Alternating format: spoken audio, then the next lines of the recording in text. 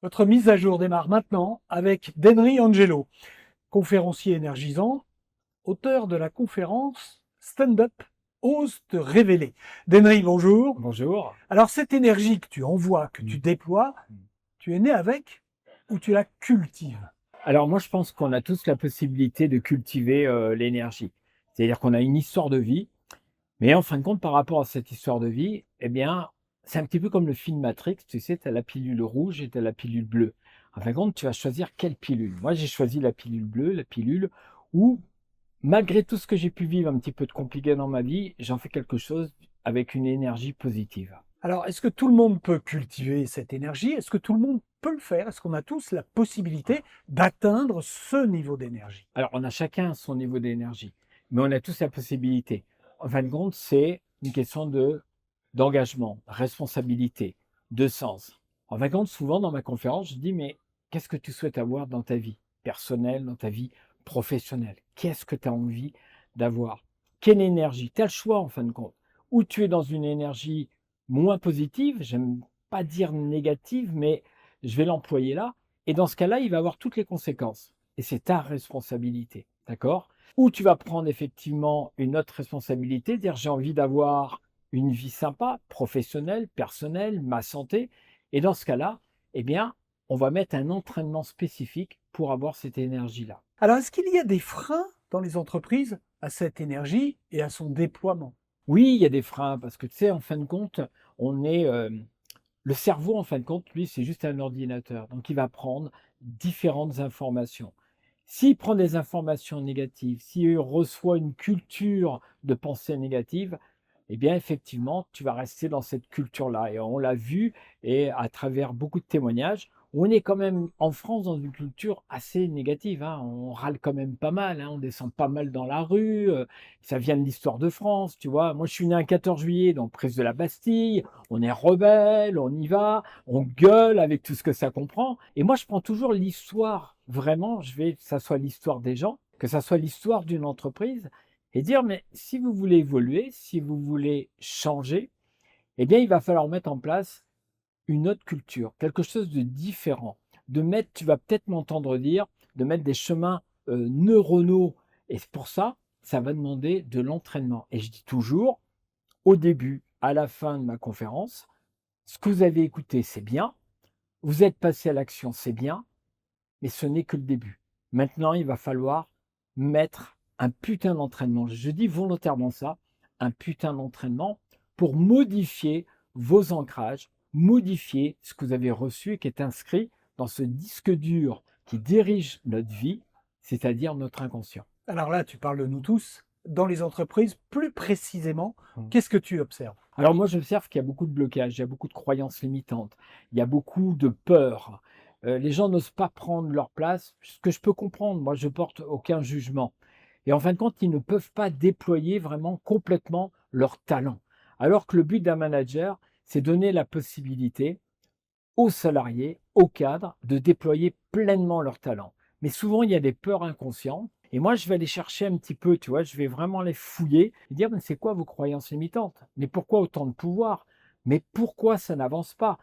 Et je vais, avec bienveillance, d'accord, je vais d'abord expliquer en termes de théorie, de pourquoi ça se passe comme ça. Et surtout après, on passe à l'action. Moi, c'est on passe à l'action. Donc, il y a l'énergie pour passer à l'action, tu vois, pour que les gens puissent vivre émotionnellement, ce qui fait une énorme différence entre l'intellect, et on en a besoin, c'est-à-dire le cerveau gauche, plutôt ce quotient intellectuel, et puis le cerveau droit. On fonctionne avec le cerveau droit, ce quotient émotionnel. Pratiquement, comment est bâtie ta conférence? Alors, comment elle est bâtie ma conférence? En fin de compte, moi, j'ai arrêté les études très très tôt, d'accord. Et mon premier rêve, et souvent dans la conférence, on va travailler sur la visualisation positive, de vivre ses rêves. Moi, c'était de faire la comédie musicale. Donc, j'ai fait tout un parcours d'artiste, puis après, je me suis formé au coaching, puis après, à de nombreux outils de développement de la richesse humaine. Et j'ai associé les deux. Je suis passionné par le sport aussi.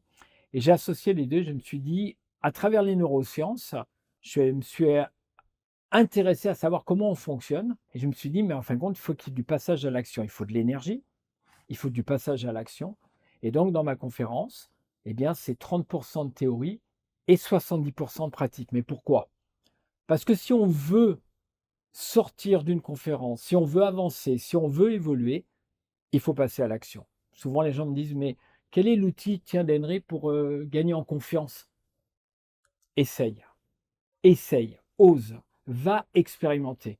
Et après, tu vas voir qu'il va se passer des choses. Bien, en entreprise, je dis pareil, il va falloir oser, il va falloir sortir de votre zone, de votre cadre de référence, qui est tout petit en fin de compte. Le champ des possibles. Moi, je suis là pour ça, pour qu'il y ait de l'action, pour qu'on sorte de sa zone de confort, qui pour moi est une zone d'inconfort, et pour qu'il y ait des résultats, pour qu'il y ait des ancrages. Même pendant 1 heure et demie, 2 heures, c'est possible. Mais après, ça va demander de l'entraînement. Je dis toujours, ça va vous demander de l'entraînement. Alors, est-ce que ta démarche, finalement, elle est dans une logique absolue et est-ce que tu pratiques ce que tu prêches? Écoutez-moi bien, s'il y a bien un métier où il faut avoir de la congruence, où il faut être aligné, c'est bien ce métier de conférencier ou d'être coach. Moi, je ne juge pas, naturellement. Mais par contre, ce n'est pas possible pour moi de parler de forme, de parler d'énergie, de parler de prendre soin de soi, de parler de tout ce que j'aborde, si je ne l'ai pas déjà appliqué moi-même. Moi, j'ai besoin de le vivre. C'est pour ça que je fais beaucoup de sport, c'est pour ça que je fais beaucoup de formation, c'est pour ça que je regarde dans ma vie personnelle tout ce que j'ai traversé, les passages, les obstacles, les douleurs, qu'est-ce que j'en ai fait? Et donc, je suis à même de pouvoir vous parler de ce que je vous propose parce que je l'ai vécu. Et au-delà des bouquins, au-delà des vidéos, au-delà de tout ça, c'est qu'est-ce que j'ai vécu, qu'est-ce que j'en retiens. Et moi, je suis à même maintenant de vous parler de ça. Comment on peut te situer, Denry? Tu es un coach, un gourou, un formateur? Alors, tu sais, je vais t'avouer un truc. Généralement, mes potes, ils me disent ouais, ouais, t'es un gourou parce que, comme vous avez pu le remarquer, au niveau capillaire, il suffit que je mette un drap comme ça peut aller très vite. Non, non, non, non. Moi, je suis avant tout un coach, puisque j'ai été formé. C'est un véritable métier. Je suis un entraîneur aussi, et je suis un formateur. En fin de compte, j'ai 3 casquettes. C'est-à-dire que je vais accompagner les gens, je vais les coacher à trouver leurs propres solutions. Je vais être aussi formateur pour expliquer justement tous ces mécanismes, parce qu'on n'est pas allé à cette école de compréhension de comment on fonctionne. Et puis, j'ai aussi cette casquette d'entraîneur. Vas-y, montre-moi, qu'est-ce que tu vas faire?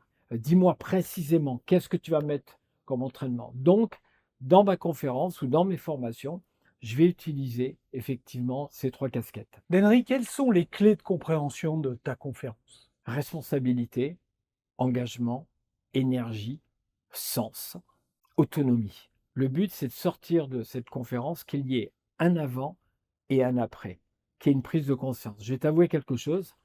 Généralement, dans la conférence, il y a beaucoup d'émotions. Étant donné que je fais travailler les gens en binôme, il y a beaucoup d'émotions parce qu'il y a de la musique, parce que je les fais bouger, parce qu'on va parler avec une personne qu'on ne connaît pas et on va s'ouvrir très, très rapidement. Moi, mon job, c'est que les gens puissent s'ouvrir très, très rapidement dans les entreprises. Et je peux avoir un haut cadre, un haut dirigeant. Pour moi, il y a des hommes et il y a des femmes. Plus ils vont pouvoir s'ouvrir émotionnellement, et plus ça va ouvrir des portes. Et donc, les clés, c'est qu'il y ait vraiment un avant-après, que je puisse retrouver les personnes 6 mois, 1 an après, et qu'ils puissent venir me voir et me dire, tu sais quoi, Denry, ça a fait énormément évoluer mon équipe. Ça m'a fait évoluer au niveau du management. Ça a fait évoluer la culture d'entreprise, quoi. Et là, pour moi, au-delà, tu sais, d'une standing ovation que tu as pu peut-être vivre toi aussi, parce que ça remplit notre ego, c'est top. Mais le plus gratifiant, au-delà de l'ego, c'est de voir les gens avancer. Moi, je suis là pour faire avancer les gens. Merci, Denry. Merci. Alors, vous pouvez retrouver le profil complet de Denry Angelo sur le site lesspeakers.com. Et moi, je vous dis à très vite pour votre nouvelle mise à jour.